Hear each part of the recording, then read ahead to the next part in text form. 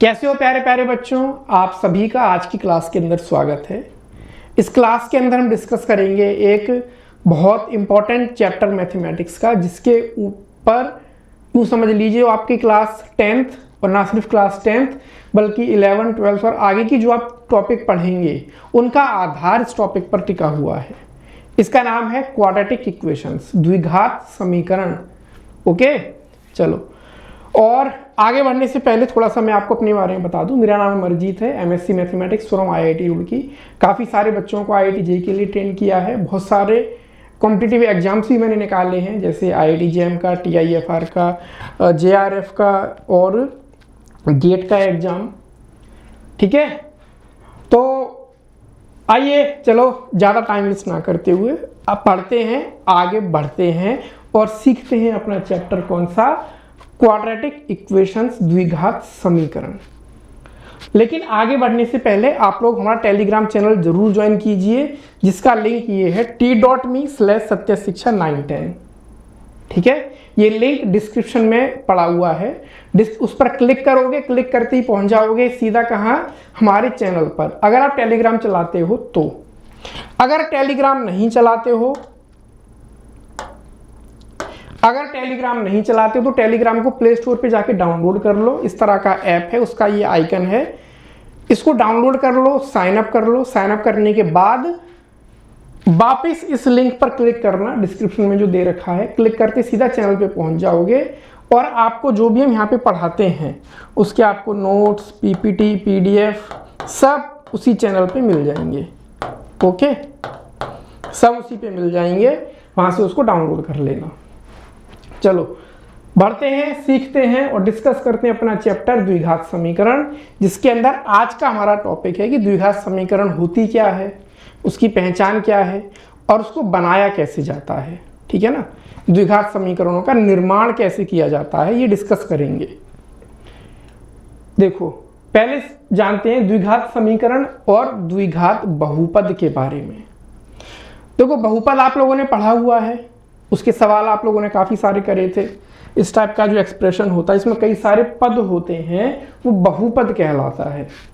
जैसे एक ये है आपका से x³ + 2x + 5 है ना। एक आपका जैसे सपोज ये लिख दिया, ये भी आपका बहुपद है, 5xy + 3x।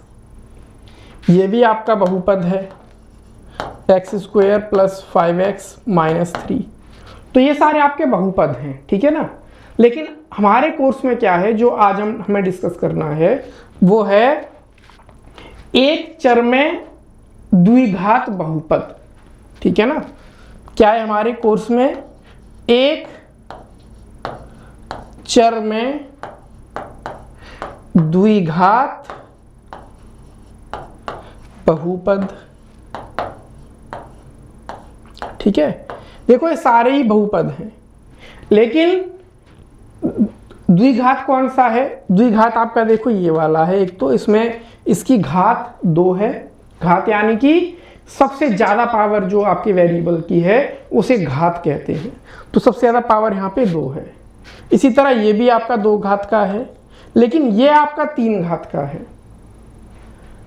लेकिन इसके अंदर देखो 2 चर है, एक x है और एक y है, जबकि इसके अंदर एक ही चर है, सिर्फ x। तो हमारा जो पूरा चैप्टर होगा वो इसके ऊपर आधारित होगा, जो एक चर में होगा, एक चर में द्विघात बहुपद। जैसे ये वाला से 2x² - 5x + 6 है ना, x³ सॉरी ये क्यूब नहीं आएगा वरना तो 3 पावर का हो जाएगा, से y² - 5y + 7। तो ये सारे द्विघात हैं और एक चर में है। इसके अंदर भी एक चर है जो कि y है, इसके अंदर भी एक चर है जो कि x है। ठीक है, इसका व्यापक रूप कैसा होता है, इन जनरल कैसे लिखा जाएगा। तो इन जनरल देखो, द्विघात बहुपद ऐसे लिखा जाएगा, ax² + bx + c। ठीक है, x² के साथ किसी नंबर की गुणा हो रही होगी, x के साथ किसी नंबर की गुणा हो रही होगी और कोई कांस्टेंट जुड़ रहा होगा, है ना। तो आपका जो इस टाइप का बहुपद बनेगा वो द्विघात बहुपद होगा, लेकिन एक शर्त और इसके संग जोड़नी है, द्विघात होने के लिए एक्स स्क्वायर तो आना ही चाहिए, भले ही कोई दूसरा आए या ना आए, एक्स स्क्वायर आना ही चाहिए। तो एक्स स्क्वायर आना ही चाहिए, इसकी शर्त क्या है? इसकी शर्त ये है कि ए को जीरो नहीं होना चाहिए, क्योंकि अगर ए आपका जीरो हो गया तो ये तो गायब ही हो जाएगा, सिर्फ आपका इतना हिस्सा बचेगा, है ना। तो इसीलिए ये शर्त भी जोड़ी जाती है। और ए बी सी आपके क्या हैं? तो अभी तक के आपके कोर्स में A B C real number हैं, वास्तविक संख्याएं हैं। जैसे अगर इससे तुलना करें इसकी, तो ए की जगह 2 है, बी की जगह -5 है, सी की जगह 6 है ना। तो ये आपका द्विघात बहुपद है। ये है बहुपद। लेकिन अगर इसके अंदर इक्वलिटी भी हो, ये किसी चीज के बराबर आप रखो, इसी को समीकरण में बदल दिया जाए तो ये कहलाता है द्विघात समीकरण। जैसे आपका ये वाला ax² + bx + c = 0, ये पूरा क्या है? ये पूरा है द्विघात समीकरण। और ये अकेला क्या है? जब आपके पास सिर्फ इतना है, कोई इक्वलिटी नहीं है, तो ये है द्विघात बहुपद। बस ये छोटा सा आपको अंतर रखना है, द्विघात बहुपद। ठीक है जी, ये आपका द्विघात समीकरण और द्विघात बहुपद तो पहचानना आ गया। इस तरह की उसकी शक्ल होगी द्विघात समीकरण की, जिसमें ए आपका 0 नहीं होगा, यानी x² का टर्म आएगा ही आएगा। तो इसके ऊपर आधारित कुछ सवाल देखो। जैसे आपका ये सवाल है, इनके अंदर आपसे पूछा गया है जांच कीजिए कि निम्नलिखित समीकरण द्विघात समीकरण है या नहीं है। आपको ये 4 समीकरण दे रखे हैं और आपसे पूछा है कि चेक करो, ये जांचो कि क्या ये द्विघात समीकरण है या नहीं है।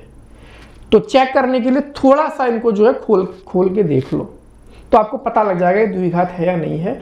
हल कर लो और कोशिश करो कि इस रूप में अगर आ गया ax² + bx + c = 0 में, तो द्विघात समीकरण है, और अगर इस रूप में नहीं आया तो द्विघात समीकरण नहीं है। तो पहले को चेक करते हैं। पहला है आपका x - 2 का होल स्क्वायर + 1 = 2x - 3। इसको ओपन किया तो ये x² और -2 का स्क्वायर प्लस का 4 और ये का 4x, a² + b² - 2ab, है ना।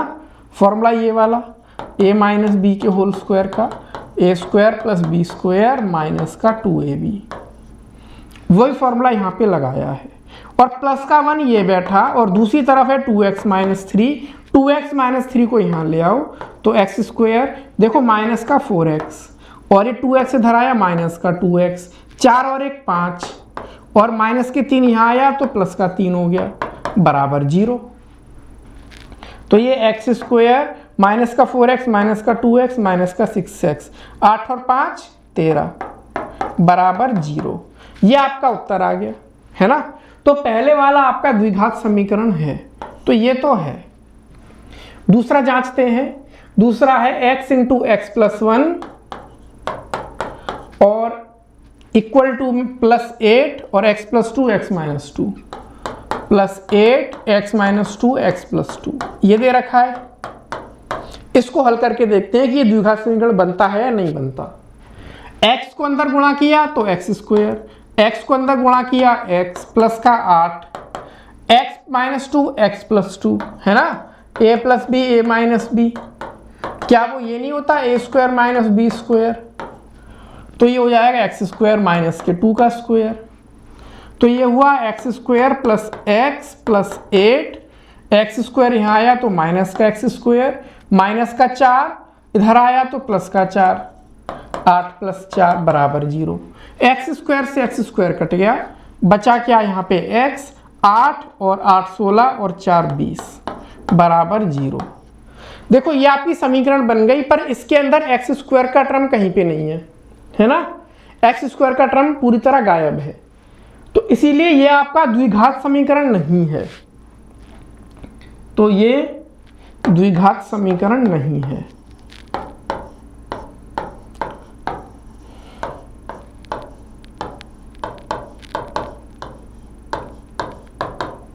ये उत्तर आ गया, कैंसिल।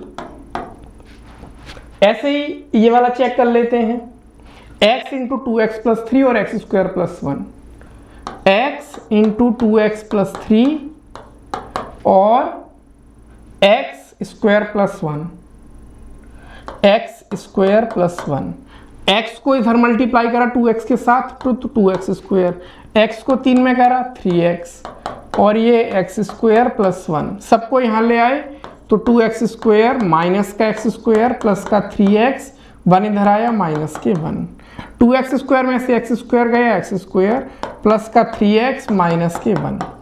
तो ये आपकी द्विघात समीकरण है, तो इस पे यस कर देंगे। इसी तरीके से ये वाली है, इसको आप जांच करके देखना, ये आपके लिए एज ए होमवर्क है, ठीक है ना। वैसे होमवर्क क्या, आप ये थोड़ा भ्रम में पड़ सकते हो कि यहाँ पे तो x की पावर 3 आ रही है, तो x की पावर 3 आती है तो द्विघात नहीं हुई तो त्रिघात हो गई। तो हो सकता है कि बहुत सारे बच्चे ओवर कॉन्फिडेंस में ये बोल दें कि सर ये तो त्रिघात है, ये तो मैं देखते ही पता लग गया। लेकिन मैं फिर आपसे कहूँगा कि थोड़ा सा इसको हल करके देखना, हो सकता है कि सिर्फ दिखने में 3 घात की हो, वास्तव में 3 घात की ना हो, ठीक है। ये आपके लिए होमवर्क। चलो, तो ये तो हो गई हमारी द्विघात समीकरण को पहचानना। अब डिस्कस करेंगे कि द्विघात समीकरण बनाई कैसे जाती है, उसका निर्माण कैसे किया जाता है। तो बहुत सारे हमारे इबारती प्रश्न ऐसे बनते हैं, वर्ड प्रॉब्लम ऐसी बनती हैं जिनको अगर आपको हल करना है तो आपको समीकरण बनानी पड़ेगी, और जो समीकरण आपकी बन के आएगी वो द्विघात समीकरण बन के आएगी। जैसे आपका इस चीज को समझते हैं सवाल के माध्यम से। कहा है निम्न स्थितियों को गणितीय रूप में व्यक्त करो। पहली स्थिति आपकी ये है, रोहन की माँ उससे 26 वर्ष बड़ी है। रोहन एक बच्चा है, उसकी माँ उससे 26 वर्ष बड़ी है। उनकी आयु का गुणनफल अब से 3 वर्ष बाद 360 हो जाएगी। हमें रोहन की वर्तमान आयु ज्ञात करनी है। तो देखो इसको कैसे करेंगे, हमें सिर्फ समीकरण बनानी है। माना रोहन की आयु कितनी मानी, x मानी। माना रोहन की आयु x वर्ष है, तो उसकी मां की आयु कितनी हो गई,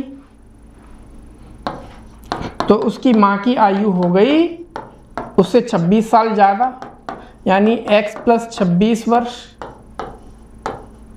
है ना। कहा है अब से 3 साल बाद, तो देखो 3 साल बाद क्या परिस्थिति बनेगी, क्या 3 साल बाद ऐसा नहीं होगा कि रोहन की आयु हो जाएगी x प्लस 3 और मां की आयु हो जाएगी x प्लस 26 प्लस 3, है ना। और क्या कहा है, इनकी आयु का गुणनफल 360 हो जाएगा, यानी कि ये आयु गुणा ये आयु बराबर कितना आएगा, 360। तो देखो उसको थोड़ा सा हल कर लेते हैं। तो हमें x प्लस 3 की मल्टीप्लाई करनी है, ये x प्लस 26 और 3 29 बराबर 360, ठीक है। इसको मल्टीप्लाई कर लो, x को x से मल्टीप्लाई करा x स्क्वायर, x को 29 में करा 29x, x को 3 में करा 3x और 3 को 29 में करा तो 9 × 27 की साथ हासिल लगी 2, 3 दूनी 6 और 2 8, 87 और ये आया 360, सॉरी 360। अब हमें इसको अगर हल करना है तो 360 को इस तरफ लाना पड़ेगा, तो 360 को इधर ले आते हैं। तो 360 में से 87 गए तो 80 60 जाएंगे तो 300 बचेंगे, और 300 में से 27 गए तो 73, तो 273। तो x स्क्वायर 29 और 3 ये हो गए 32, माइनस का 273 इक्वल टू 0। ये आंसर आ गया है ना। तो ये आपकी द्विघात समीकरण बन गई। इसको हल कर लोगे तो आपको रोहन की आयु पता लग जाएगी।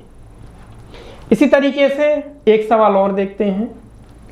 कहा है एक कुटीर उद्योग एक दिन में कुछ खिलौने निर्मित करता है। ठीक है ना, एक कुटीर उद्योग है। कुटीर उद्योग यानी कि कोई छोटा उद्योग जो आमतौर पे घरों में चलता है, उसमें घर के परिवार के लोग ही काम करते हैं। प्रत्येक खिलौने का मूल्य 55 में से एक दिन में निर्माण किए गए खिलौने की संख्या को घटाने से प्राप्त संख्या के बराबर है। ये थोड़ा सा कॉम्प्लिकेटेड लिखा हुआ, थोड़ी सी जटिल लिखी हुई है। क्या है कि एक खिलौने का मूल्य या प्रत्येक खिलौने का मूल्य 55 में से एक दिन में निर्माण किए गए खिलौनों की संख्या को घटाने से प्राप्त संख्या के बराबर है। एक काम करते हैं, उसको समझने के लिए थोड़ी देर के लिए ये समझो कि मान लेते हैं कि एक दिन में जो खिलौने बनाए गए हैं वो मान लेते हैं 10 बने। ठीक है ना, हमें पता करना है कि एक खिलौना कितने रुपए का बना। तो कह रहे 55 में से घटा दो, तो 55 में से एक घटाएंगे तो एक खिलौने का मूल्य मिल जाएगा। एक खिलौने का मूल्य, ये उदाहरण दे रहा हूं, जरूरी नहीं है कि 10 ही खिलौने बने हों। एक खिलौने का मूल्य वो हो जाएगा 55 में से 10 घटा दो, यानी कि कितना आया, 45 रुपए। अगर मान लो 15 खिलौने बने तो एक दिन के अंदर, तो एक खिलौना उनको पड़ा 55 में से 15 घटा दो, यानी कि कितना, 40। तो 40 रुपए एक खिलौने की कॉस्ट आ रही है, एक खिलौने का खर्चा आ रहा है। ये सिर्फ उदाहरण है। कहा है किसी एक दिन कुल निर्माण लागत 750 रुपए थी। हम उस दिन निर्माण किए गए खिलौनों की संख्या ज्ञात करना चाहेंगे। किसी एक दिन क्या हुआ, जो उन्होंने कुछ खिलौने बनाए, कितने बनाए नहीं पता, लेकिन उन खिलौनों को बनाने की जो लागत आई है वो 750 रुपए आई है। पूछा है कि कितने खिलौने बनेंगे, तो थोड़ा पहले उदाहरण से समझो। मान लो 10 खिलौने बने और एक खिलौने की कॉस्ट आ रही है 45 रुपए, तो 10 खिलौनों की कॉस्ट कितनी आएगी, इस 10 को 45 से गुणा कर दोगे, 450 रुपए। इसी तरीके से अगर किसी मान लो 15 खिलौने बने और एक खिलौना 40 रुपए का बन रहा है, तो 15 खिलौने कितने रुपए के बनेंगे, तो आप क्या करोगे, 40 को 15 से गुणा कर दोगे, है ना, तो 600 रुपए आ जाएगा। ये एक खिलौना 600 का बन रहा है। चलो ये तो उदाहरण लिए, लेकिन हमें समीकरण बनानी। समीकरण कैसे बनेंगे, तो समीकरण ऐसे बनेगा, ऐसे लिखो, माना किसी दिन बनाए गए खिलौनों की संख्या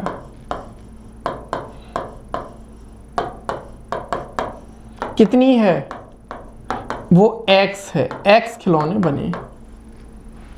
ठीक है, अच्छा, तो अगर खिलौने x बन रहे हैं तो एक खिलौने का मूल्य कितना पड़ा, है ना, एक खिलौने का मूल्य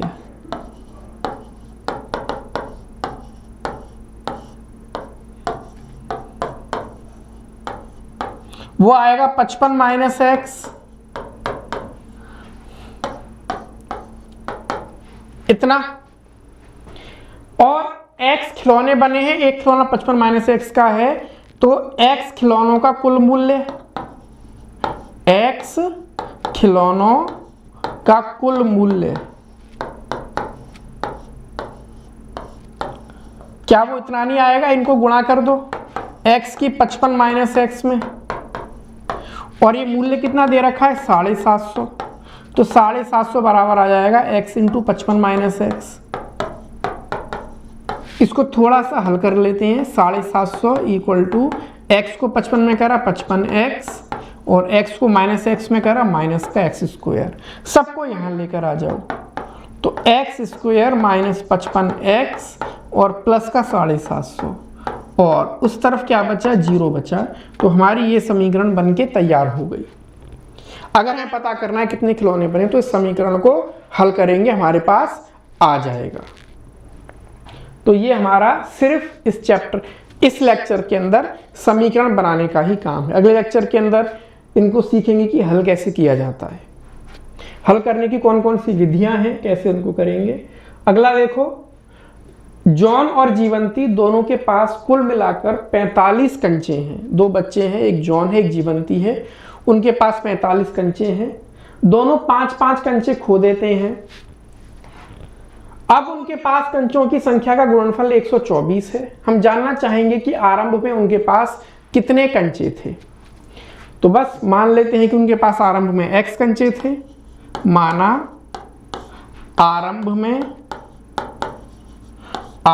में जॉन के पास x तथा जीवंती के पास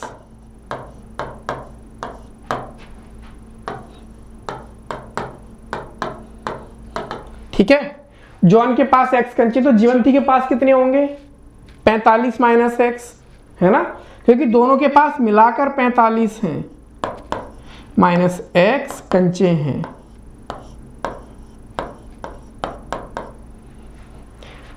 अब उन्होंने 5-5 कंचे खो दिए और जो बचे हैं उनका गुणनफल 124 है।